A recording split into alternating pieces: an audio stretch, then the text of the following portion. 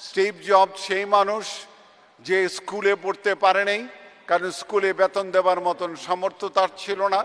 রাতের বেলা খাবার না পেয়ে মন্দিরে গিয়ে সে বসে থাকতো রাতের খাবার খাওয়ার জন্য।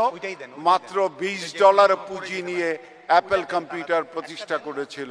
সেই স্টিভ জব পৃথিবীর শ্রেষ্ঠতম প্রযুক্তির উদ্ভাবক। আমি কিন্তু সেই মানুষটিকে সবচেয়ে বেশি শ্রদ্ধা করি, যেই মানুষটি শূন্য থেকে উঠে দাঁড়াতে পারে, তার সাথে আর কারো তুলনা করা হতে পারে না। সোনার চামচ নিয়ে জন্মাবা এবং সোনার চামচ মুখে দিয়ে মারা যাবা, তোমাকে নিয়ে গল্প করার মতন কোনো কাহিনী নাই। আমি যখন যাত্রা শুরু করি, আমার জীবনের প্রথম চাকরি, সেই চাকরির মাসিক বেতন 100 টাকা, এবং দ্বিতীয় চাকরি, ওই চাকরির মাসিক বেতন 400 টাকা। চাকরির পেশার নাম কি? MA পাস করে পিয়নের চাকরি। সেই মানুষটি কিন্তু আজকে তোমাদের সামনে মন্ত্রী হিসেবে দাঁড়িয়ে আছে। এবং যেই মানুষটি তার নিজের বাড়িতে ষষ্ঠ শ্রেণীতে পড়তে পারে নাই, যে মানুষটিকে 25 মাইল দূরে গিয়ে একটা হাই স্কুলে বোর্ডিংয়ে থেকে লেখাপড়া করতে হয়েছে। এবং এটি থেকে আমি স্পষ্ট করে বলতে পারি যে মানুষের যদি চেষ্টা এবং উদ্যম থাকে, তাকে দমিয়ে রাখার শক্তি অন্তত আর কোনো মানুষের থাকে না। কেউ একজন বললেন আমাদের বিল গেটস, জোকারবার্গ অথবা অন্যরা জন্ম হবে।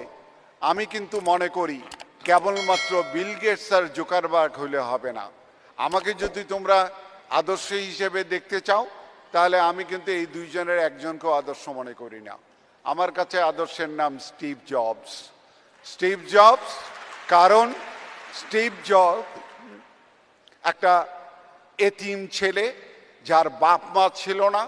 স্টিভ জবস সেই মানুষ যে স্কুলে পড়তে পারে নাই, কারণ স্কুলে বেতন দেবার মতন সামর্থ্য তার ছিল না। রাতের বেলা খাবার না পেয়ে মন্দিরে গিয়ে সে বসে থাকতো রাতের খাবার খাওয়ার জন্য। মাত্র $20 পুঁজি নিয়ে অ্যাপেল কম্পিউটার প্রতিষ্ঠা করেছিল। সেই স্টিভ জব পৃথিবীর শ্রেষ্ঠতম প্রযুক্তির উদ্ভাবক।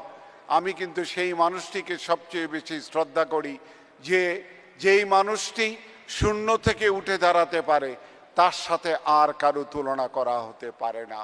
সোনার চামচ নিয়ে জন্মাবা এবং সোনার চামচ মুখে দিয়ে মারা যাবা, তোমাকে নিয়ে গল্প করার মতন কোনো কাহিনী নাই। কিন্তু কাহিনী আছে, 1 টাকা ছাড়া যে কাপড়ের পাইকারি দোকান একটা শুরু করে এখন 64 জেলায় পাইকারি দোকান করতে চায়, তার গল্প বলার সুযোগ আছে এবং তারই সাহস আছে। তোমাদের প্রত্যেককে আমি অভিনন্দন জানিয়ে আমি আমার বক্তব্য শেষ করছি। জয় বাংলা, জয় বঙ্গবন্ধু।